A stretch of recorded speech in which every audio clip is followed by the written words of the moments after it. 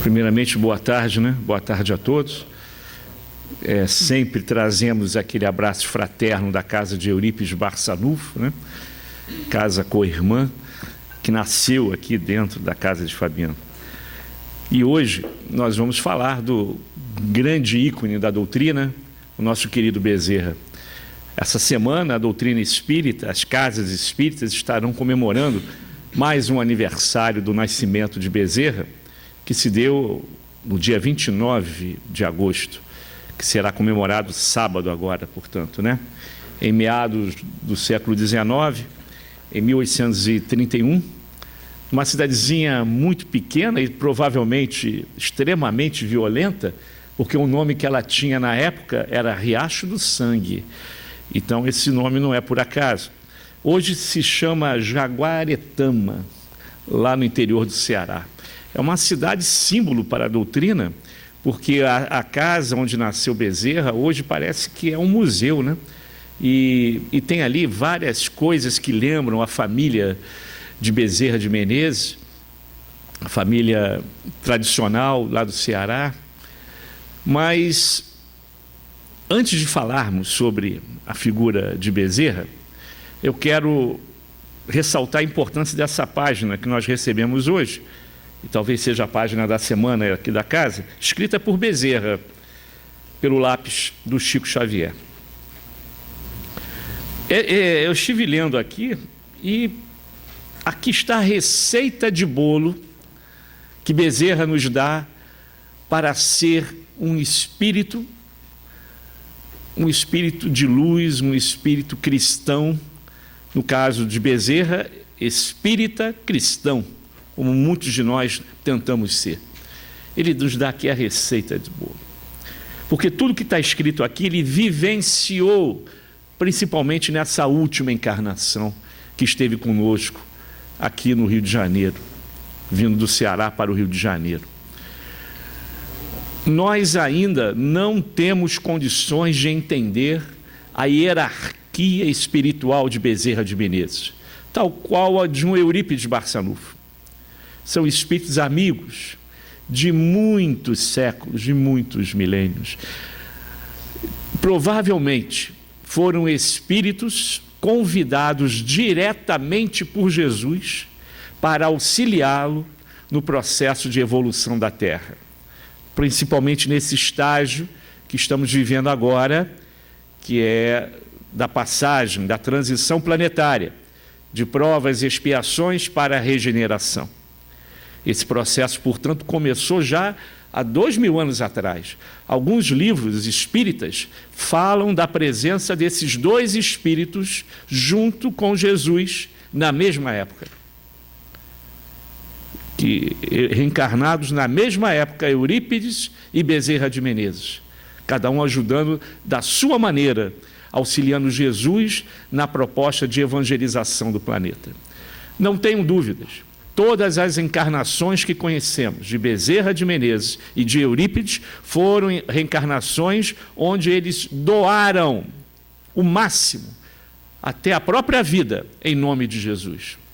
Então, nós não temos condições de analisar, estudar, ponderar sobre a hierarquia espiritual desses dois espíritos. Não temos condições. Mas que eles são amigos de Jesus, que vieram de outros planetas, até mais evoluídos que a Terra, para nos ajudar, não tenham dúvida. Então ele nos dá aqui a verdadeira receita de bolo que ele vivenciou. A vida de Bezerra foi uma vida de dificuldades, que nós vamos falar daqui a pouco. Por isso que ele abençoa as dificuldades, logo na primeira frase. Abençoai sempre as vossas dificuldades e não as lastimeis, considerando que Deus nos concede sempre o melhor. Isso o Chico já falava para a gente também. Quando aquelas senhoras da alta sociedade paulista e mineira, e até carioca, iam lá para chorar a perda, entre aspas, porque a gente sabe que ninguém perde nada. Desde o advento do Livro dos Espíritos, a doutrina espírita matou a morte, mas aquelas mãezinhas ainda não conheciam essa verdade e iam lá chorar ao lado do Chico. Choravam, falavam, e no final o Chico só falava uma frase: minha irmã podia ser pior. E aí a doutrina consoladora, que é a doutrina espírita, chegava com a mensagem do seu filhinho, do seu marido, ou do seu esposo, ou da sua esposa, mostrando que eles estão vivos, eles não morreram, nós não morremos, o espírito não morre. E não há consolação maior de saber que eles estão vivos, nos ajudando na verdadeira pátria, que é a pátria espiritual, ajudando com outras ferramentas, até mais eficientes e eficazes do que quando estivesse encarnado. Então ele diz aqui, para abençoar as dificuldades, auxiliar sempre, tolerar, mais liberdade ao vosso ente amado e querido, compreensão, receita de bolo de Bezerra de Menezes. Ele fez isso tudo. Certa vez, lendo aquele livro, para mim é o melhor da vida de Bezerra, Lindos Casos de Bezerra de Menezes. Quando a gente lê aquela página que a esposa em cima, lá em cima da escada, aguardando o Bezerra chegar dentro de casa, ele chega e ela diz para ele lá de cima da escada: Bezerra, não temos o que comer hoje. Não temos o que comer. A fé de Bezerra é fazer um estudo de caso, para a gente estudar realmente a fé verdadeira de Bezerra de Menezes. Quando a esposa diz: Bezerra, não temos o que comer hoje, porque é verdade, sim, ele dava tudo o que tinha. Ele dava tudo o que tinha para ajudar os pobres, os desvalidos, os maridos desempregados, os filhos doentes. Ele não só receitava gratuitamente, não só atendia. A sala do consultório de Bezerra, lá no centro da cidade, estava sempre cheio de pobres. Isso desde a época da faculdade, quando ele era estudante de medicina. Tanto que esse apelido que deram a ele, o médico dos pobres, não foi apelido dado pelos espíritas, não, pessoal. Foram os seus colegas de estudo de medicina, que desde aquela época observavam que ele só dava atenção aos mais necessitados. Quando o pessoal perguntava: poxa, você só trabalha com pobre? O rico sempre tem alguém que vai atender, dizia ele, né? Porque tem dinheiro, né? Sempre tem alguém que vai atender o rico, mas o pobre, quem é que vai atender? Era ele. Desde a época das cadeiras escolares de medicina, da formação acadêmica. E foram os colegas médicos que deram esse codinome a ele. Agora, o Kardec brasileiro, não, esse é do movimento espírita. E nós vamos depois entender por que ele tem esse codinome, o Kardec brasileiro. Mas sempre foi pobre, gente. Tinha tudo para ser uma pessoa milionária. Foi oficial médico do Exército. Assim que se formou em medicina, com seus 25 anos, aos 26 já era oficial do Exército, oficial médico. E só deixou o Exército para depois ser candidato a vereador, que foi eleito, inclusive, por 2 mandatos sucessivos, né? Eu até marquei aqui, de 1858 a 1863, aí deu uma parada de 4 anos, depois retomou, e até 1885, dedicou 30 anos da sua vida à vida parlamentar, e foi um grande vereador, foi um grande homem, um grande exemplo, mostrando que o político também pode ter ética e moral. Aliás, temos vários exemplos no movimento espírita. Eurípides Barçanufo, que também atuou na política lá do Triângulo Mineiro. Temos muitos exemplos. Pode ser político, sim, sem se corromper. Levando ideias, modificando os paradigmas, mudando a cultura, renovando o ar da sociedade com coisas mais elevadas na área da cultura, da música, da poesia, da educação, da saúde e até da segurança. Pode-se, é possível. Tanto que essa garotada do terceiro milênio, que já está reencarnando, está vindo com essa missão de renovar. É a velha teoria da caixa d'água suja, a caixa d'água barrenta, que para ser limpa, você tem que jogar muita água limpa, água pura, até que em determinado momento a água suja vai sair completamente e só vai jorrar água pura e limpa. E isso leva tempo. Isso leva tempo. Tal como a natureza é. Tudo na natureza é assim. É devagar, mas as coisas acontecem. Se nós estamos hoje atravessando um momento de transição planetária extremamente violenta, mas isso por culpa até nossa, do nosso passado delituoso, mas necessário para as provas e expiações terrenas, se nós estamos passando por isso, é porque há mais de 2000 anos o processo já tinha começado. Não começou em 2001. No terceiro milênio, a Terra vai se transformar num outro planeta, planeta de regeneração. Não é assim, não.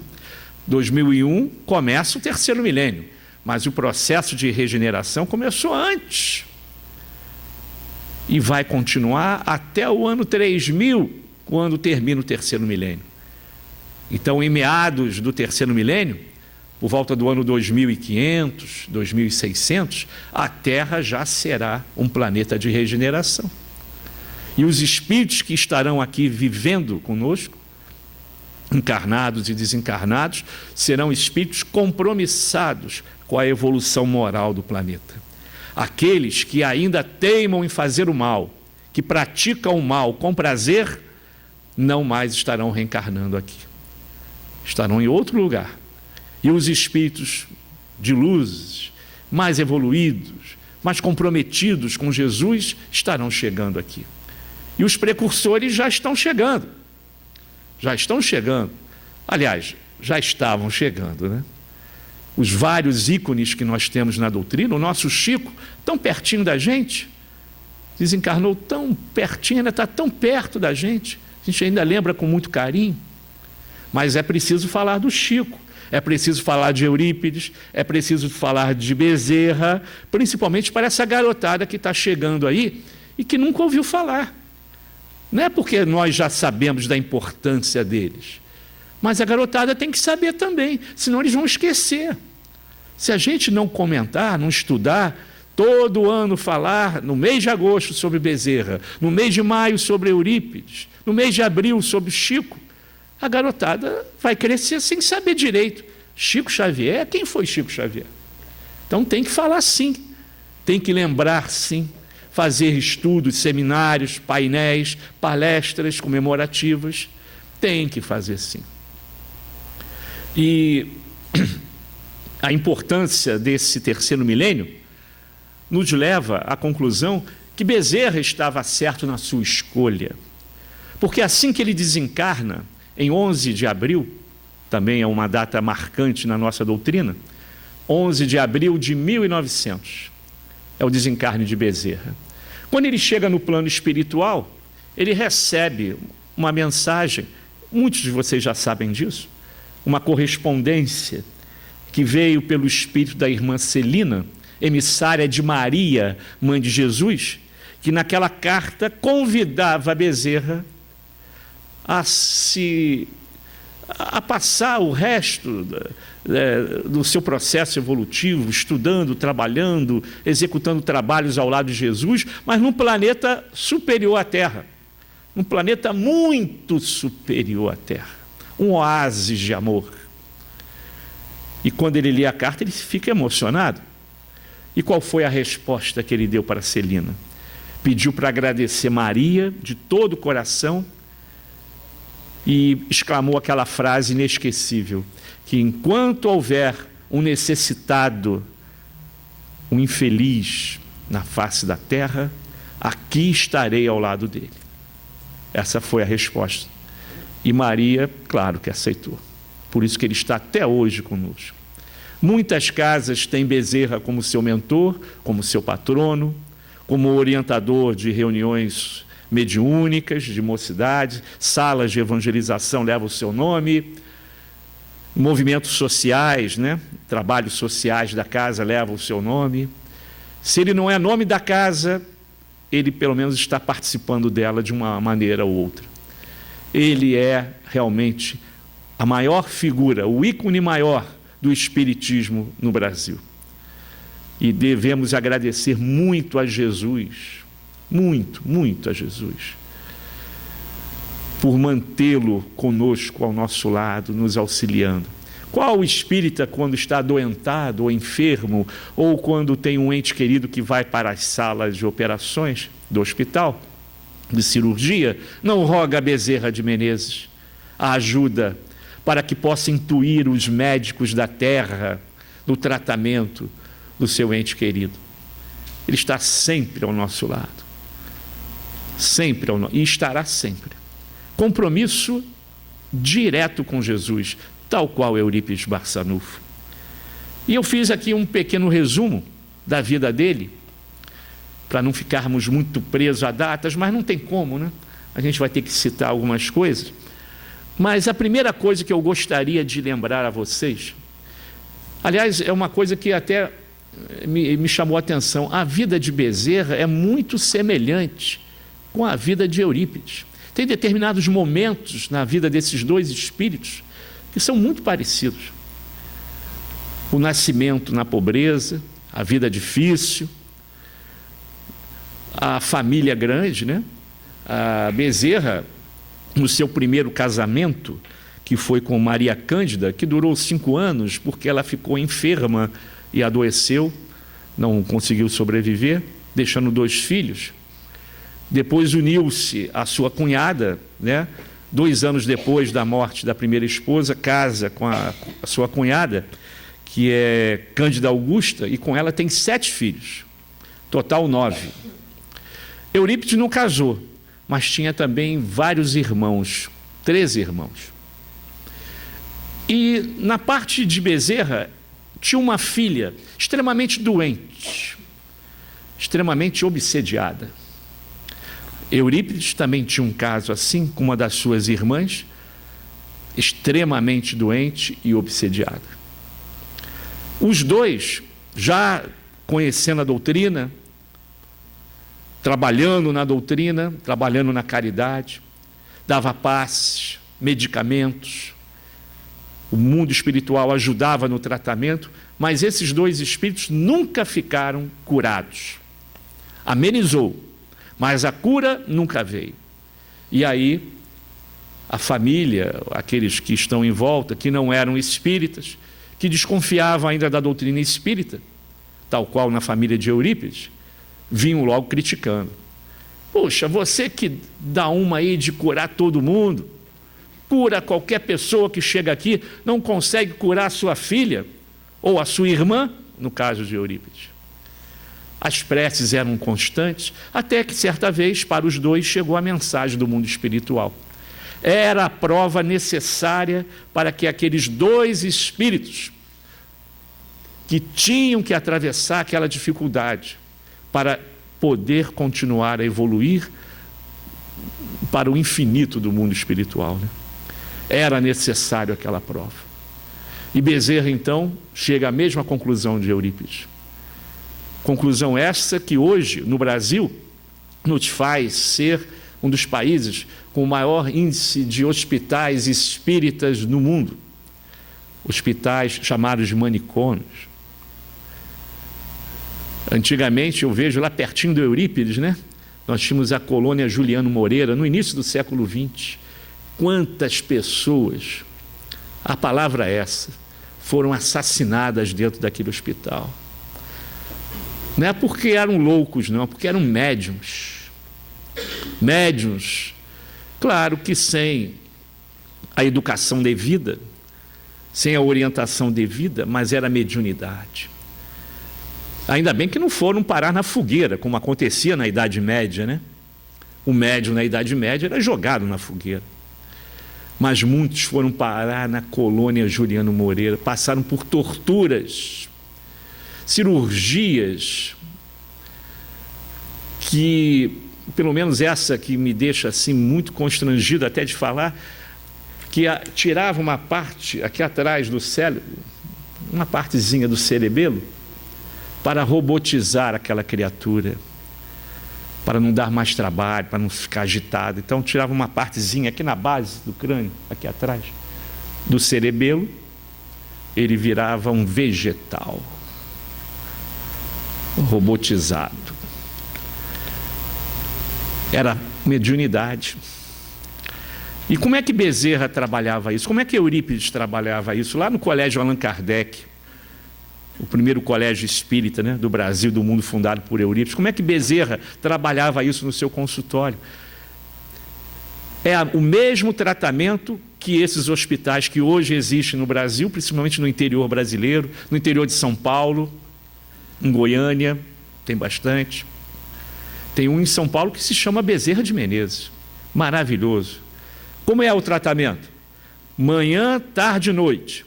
Água fluidificada, passe e evangelho. Manhã, tarde e noite. Evangelho, passe e água fluidificada. Resultado, pesquisa dos próprios médicos espíritas desses hospitais. 85% a curto prazo ficam curados. Porque o irmãozinho obsessor é atendido imediatamente, levados até para as reuniões de desobsessão, e lá ele é atendido pelo mundo espiritual. 85%.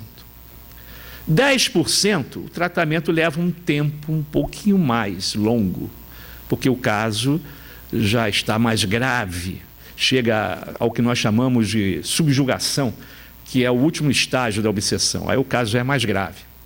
Aí o espírito, o obsessor, já está comandando, né, o obsediado. O obsediado já não tem mais autonomia, voz de liderança sobre si. Ele é comandado pelo obsessor. Esse é o estágio mais sério, mais grave, que é o de subjugação. Mas leva tempo, mas é curado. E 5%, que é o caso da irmã de Eurípides e da filha de Bezerra, não tem cura. É prova. É prova. Tem que passar por aquela dificuldade. Mas as críticas aconteceram, né? Viu? Você trabalha por essas pessoas, cura essas pessoas e não consegue curar nem a sua filha.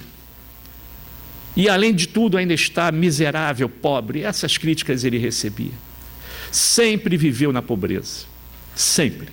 Quando criança, até tinha uma certa regalia quando estava na região do Ceará, no Riacho de Sangue. Ainda tinha, porque o seu avô era muito rico, mas ligado à política local. Não sei se vocês estudaram nos seus livros de história que naquele período aconteceu em 1842, 1840, uma revolução chamada Confederação do Equador. Confederação do Equador, ou Revolução do Equador, onde o líder maior dessa rebelião é o Frei Caneca, que tem o nome na rua lá no centro da cidade, que era um padre, né? Era o padre. Ele foi a cabeça desse movimento. Foi condenado à morte, como todos os grandes líderes desse movimento, inclusive o avô de Bezerra de Menezes, que era um dos líderes também dessa revolução. Devido a pedidos do povoado lá da região, a pena de morte foi trocada pelo exílio. Ele teve que ser levado para o Rio Grande do Norte e viver lá. Foi aí que o Bezerra sai, né, com a família, perdendo tudo que tinha, começando a viver na pobreza, no período aí, vamos dizer, dos 9 anos, 10 anos de idade. Ele vai para o Rio Grande do Norte e começa a viver as dificuldades até o final da sua vida, aos seus 56 anos, por aí, 59 anos. Sempre com dificuldades. E inteligência pura, muito inteligente, porque quando ele chega no Rio Grande do Norte e vai estudar com os professores locais, Em 2 anos, estudando latim, ele já era professor substituto. Isso com 12 anos de idade, pessoal. Com 11, 12 anos de idade, ele já era professor substituto de latim. Uma mente brilhante. E até que chega ao ponto de dizer, olha, não temos mais nada para ensinar a esse menino. Essa é a história de Eurípides também. Essa é a história de Eurípides. E Eurípides só não se tornou médico no Rio de Janeiro porque ele queria e precisava estar ao lado da sua mãezinha, Dona Meca, num processo muito sério de obsessão, que foi curada, e depois ela se torna uma das grandes médiuns de efeitos físicos e de efeitos curadores do Triângulo Mineiro. O próprio Chico reconhece. Foi uma das grandes médiuns, mãe de Eurípides. E ele chegou a vir ao Rio de Janeiro, se matriculou na Faculdade de Medicina, a mesma que Bezerra se matriculou, mas teve que voltar, porque a sua mãezinha teve uma crise tremenda nos momentos finais, quando ele estava preparando a mala para embarcar ao Rio de Janeiro. Matrícula já acertada, tudo certo, já sabia até onde ia morar, mas ele larga o compromisso da medicina para ajudar a sua mãezinha. Olha que espírito! Será que nós faríamos isso, gente? Será que nós faríamos isso? Largou tudo para ficar ao lado da sua mãe. Será? E Bezerra não foi também diferente. Toda a sua luta diária para sobreviver, para se manter, com muita dificuldade, aos 19 anos ele chega ao Rio de Janeiro para estudar medicina, se forma aos 25 anos, aos 26 já era o oficial médico do Exército, e com 27, 28 anos ele casa com a primeira esposa, então a vida já estava completamente tranquila, e nunca tinha ouvido falar em doutrina espírita.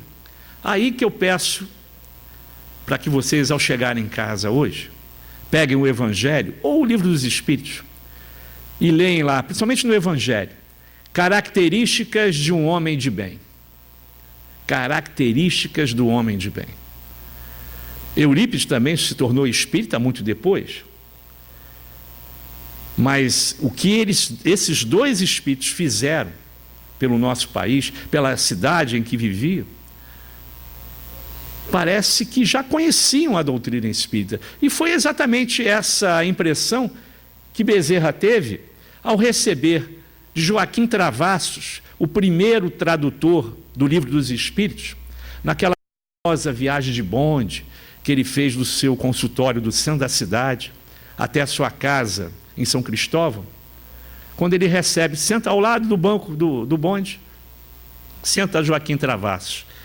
E Joaquim Travassos, isso em 1875, Bezerra devia ter 44 anos de idade. Aos 44 anos de idade, que ele conhece a doutrina espírita. Mas quando ele começa dentro do bonde, folheando lá, porque Joaquim Travassos era amigo, desde os primeiros momentos que ele chegou ao Rio de Janeiro, era amigo de Bezerra de Menezes.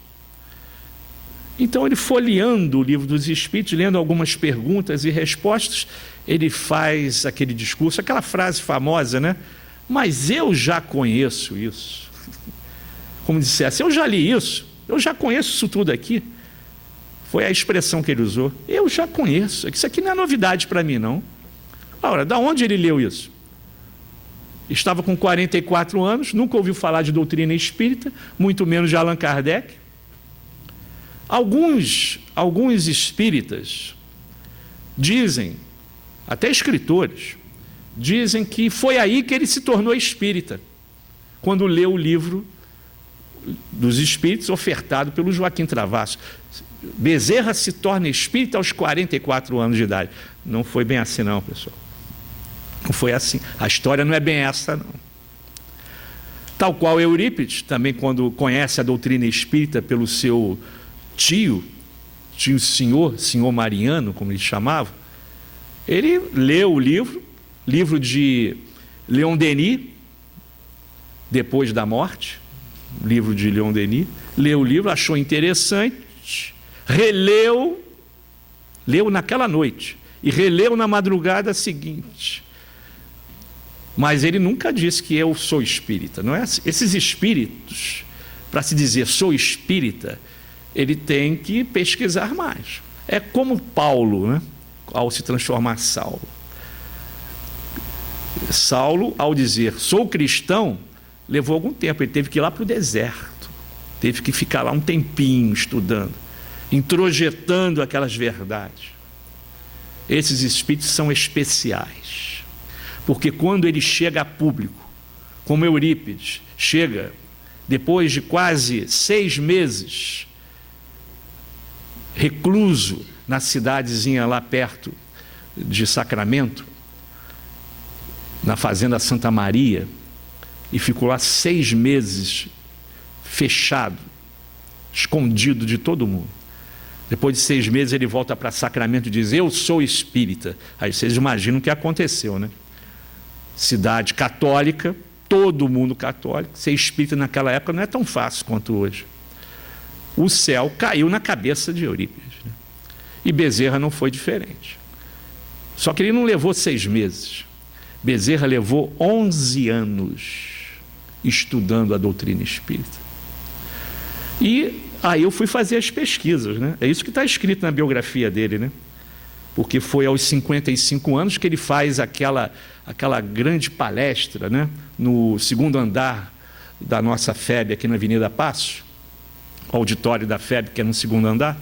Foi ali que ele fez aquela grande palestra, brilhante, que está lá nos autos da FEB, registrado, tudo registrado ali, 2.000 pessoas presentes, porque queriam ver o vereador Bezerra de Menezes se dizendo espírita, porque foi a época que ele largou, né? Ele largou exatamente a política em 1895. E aí, 1889, perdão. 1889 ele larga a política e aí se entrega totalmente à doutrina espírita. E todo mundo queria ouvir essa palestra.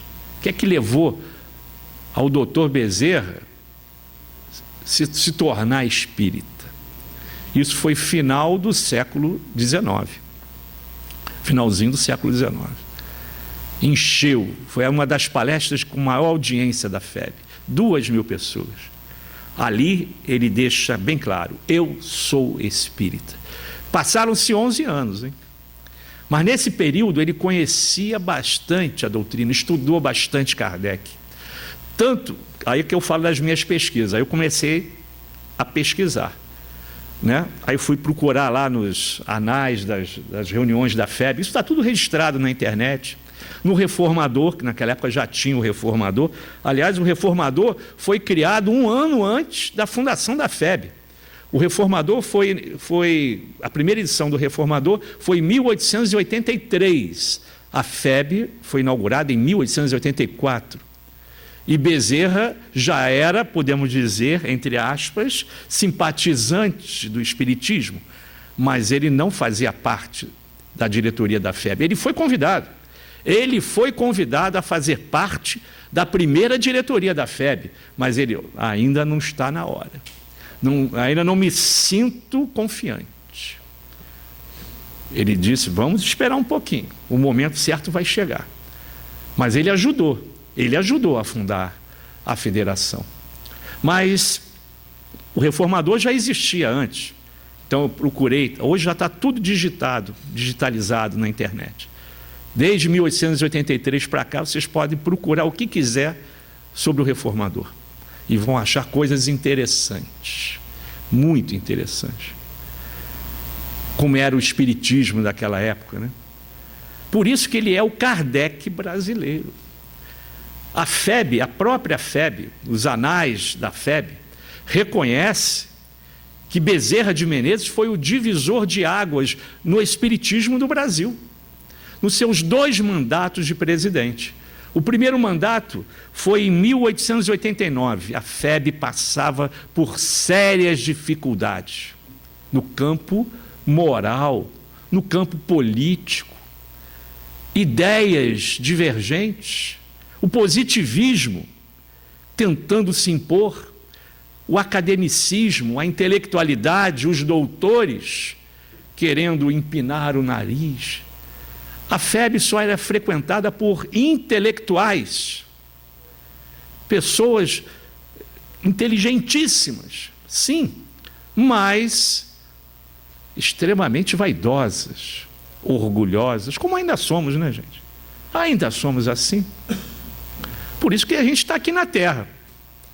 Se a gente não fosse orgulhoso, vaidoso, a gente estava num planeta melhor, né? A Terra é o planeta certinho para receber espíritos como a gente. E aí o negócio estava pegando fogo, eles chamaram o Bezerra. Ele já tinha feito aquele discurso, já se dizia espírita, então, por favor, assume a presidência da casa. Foi um trabalho difícil, de 4 anos, mas ele conseguiu amenizar, domar os leões. Sai,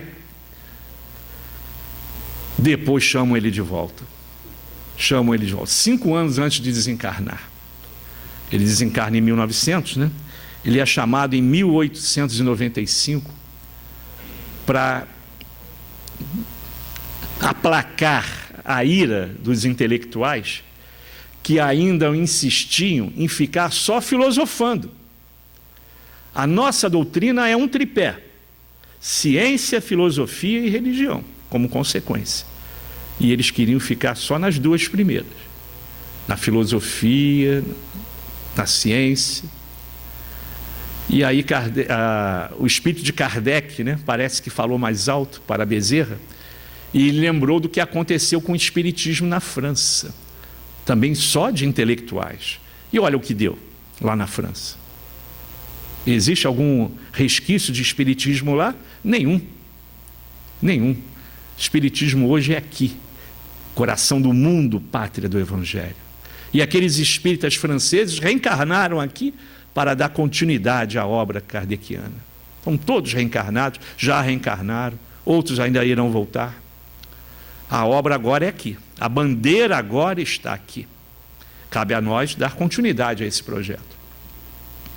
Então, o grande desafio de Bezerra era implantar uma palavrinha só no movimento espírita brasileiro. Que palavrinha é essa? Quando vocês compram o Reformador, na capa do Reformador, vem 3 palavras ali, né? Quando vocês visitarem a FEB em Brasília, se já não visitaram, quando vocês adentrarem no prédio administrativo da FEB, também vai estar lá no portal as 3 palavrinhas que tem lá no Reformador: Deus, Cristo e caridade. A palavra caridade só está ali por causa de Bezerra de Menezes. Apenas por causa dele.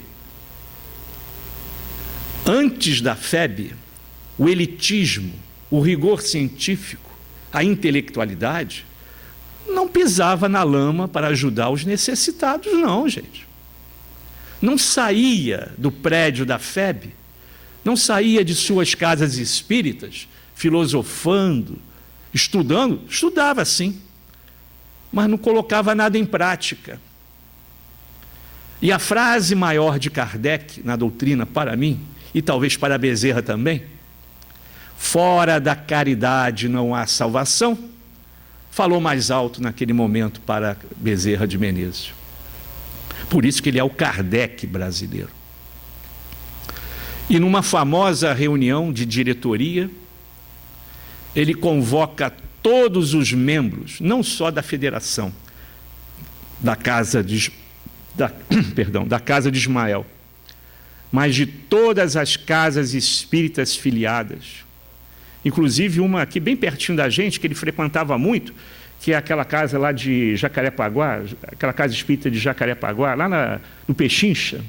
Certa vez eles me mostraram um livro de assinaturas, está lá, antes de 1896, 1997, Bezerra visitando aquela casa, para levar essa mensagem do trabalho social, da caridade. Se hoje existe trabalho social na casa espírita, deve-se a Bezerra de Menezes. Deve-se a ele. E foi uma reunião onde a espiritualidade devia estar intuindo, amparando, cercando, porque foi uma reunião densa, pesada. Em determinado momento, ele dá um soco na mesa e convida, entre aspas, todos os espíritas a irem de encontro aos desvalidos, a expressão que se usava na época, aos necessitados, aos doentes, aos pobres. E todas as casas espíritas, então, começam a trabalhar no movimento da caridade. Foi graças a Bezerra de Menezes. E uma coisa que a gente pode colocar aqui, até já comentei isso aqui certa vez nessa casa já comentei isso também. Quando a gente teve outra oportunidade de falar sobre Bezerra, eu comentei isso e eu percebi que as pessoas ficaram meio agitadas. Mas isso não sou eu que estou falando, foi reflexo da minha pesquisa, dos anais da Federação, lá do Reformador, quando a FEB reconhece que Bezerra dividiu a FEB em dois momentos, a FEB antes de Bezerra e depois de Bezerra de Menezes. Então fica bem claro, muito claro, que antes de Bezerra de Menezes, a FEB detestava pobres. E é Bezerra que convida a nós espíritas para sair lá de cima do palanque, para descer junto com aqueles nossos companheiros mais infelizes, que hoje estão naquela condição, como os chamados assistidos da casa espírita, né? Que aqui vêm em busca dos alimentos, do colchão, da comida, da quentinha, dos agasalhos. Aí a gente levanta o nariz e diz: os assistidos estão chegando à casa espírita. Mal sabe você, meu irmão, que você é o maior assistido desta casa. Hoje eles estão naquela situação. E você? Ontem, amanhã, como você vai estar? Como você vai estar encarnado aqui na Terra? Então vamos deixar de lado a hipocrisia, os melindres que ainda infestam a casa espírita. Vamos ter mais fé, vamos trabalhar mais, vamos dar as mãos, vamos amar o nosso próximo mais próximo, que está aqui na casa espírita, está aqui ao nosso lado. Porque as briguinhas tolas e bobas que vemos nas casas espíritas, se nós não somos donos de absolutamente nada, o trabalho não é nosso, a casa, antes de ser construída aqui ou em outra casa qualquer, já estava planejada no plano espiritual, já estava montada lá. A casa não é de ninguém, é de Jesus, é de Deus. Somos apenas soldados, servos da causa do Cristo. A mesma causa que prejudicamos lá atrás.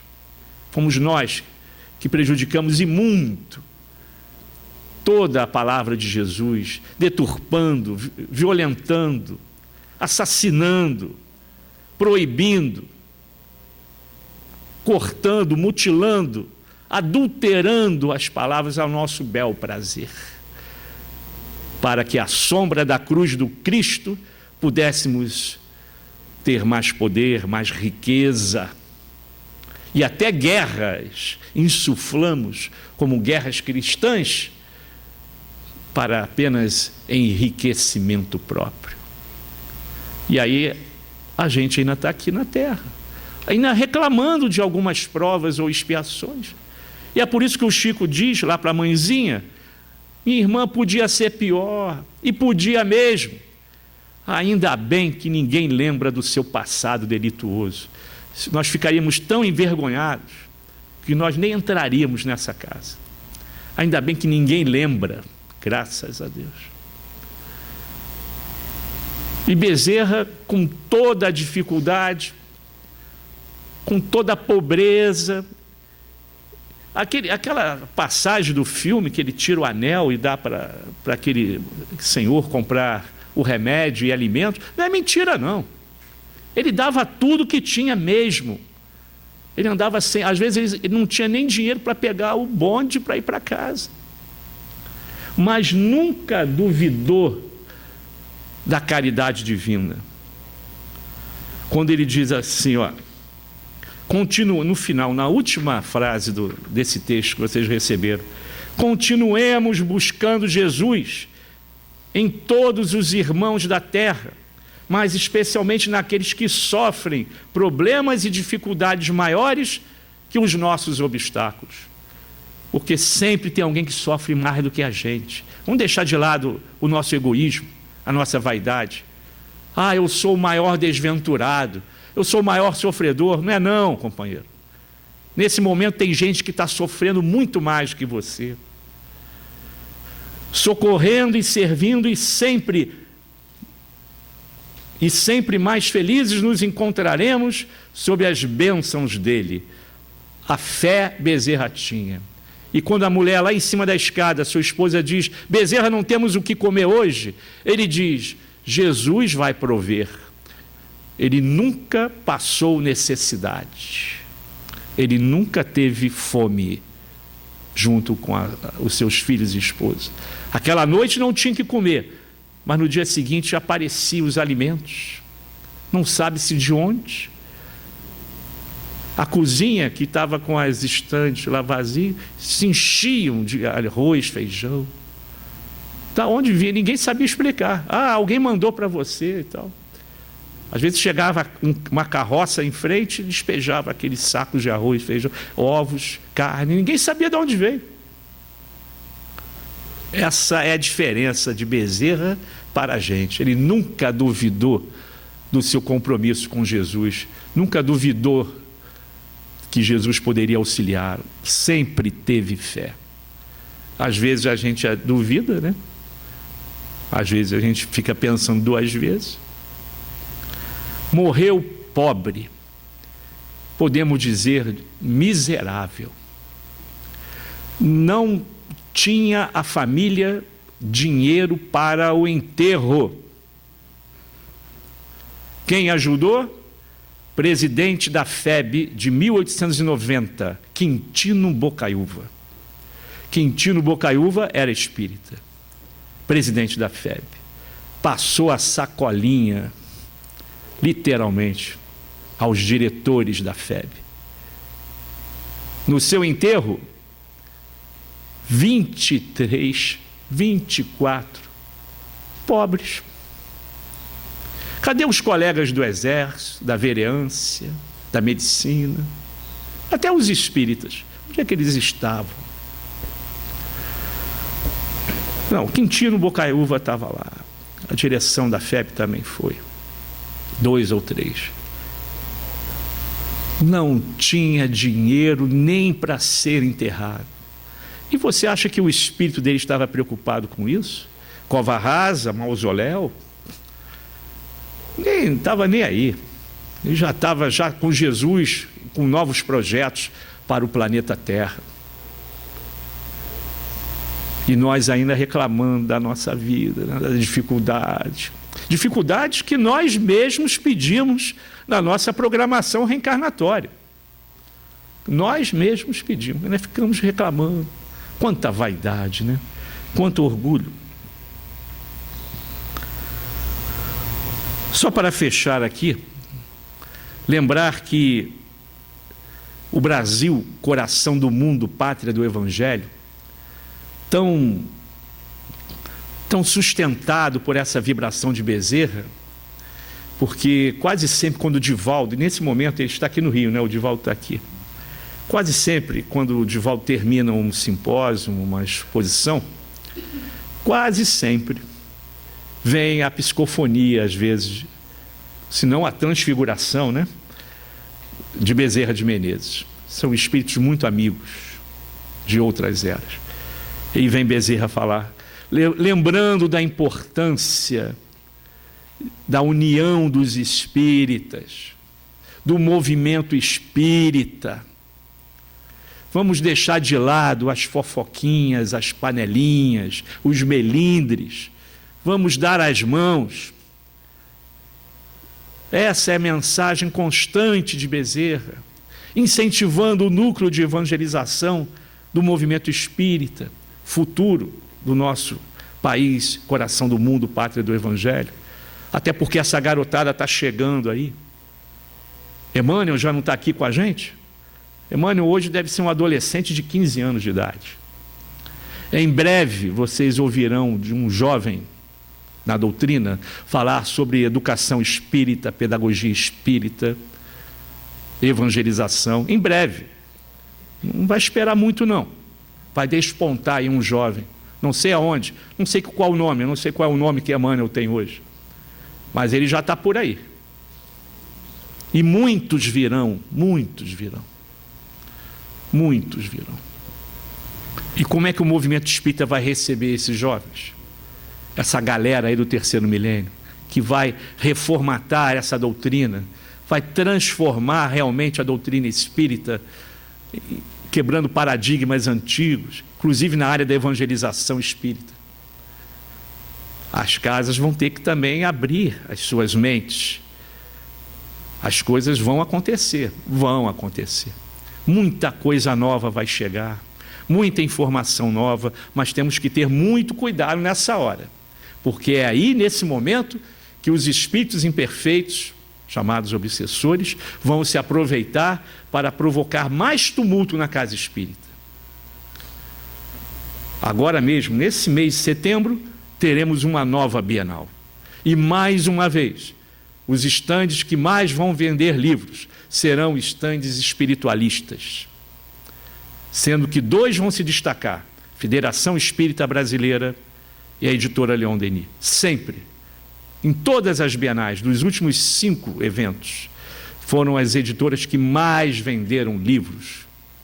Doutrina espírita vende, vende bem, mas cuidado com o que você compra, porque muita gente se aproveita para até ganhar dinheiro em cima disso.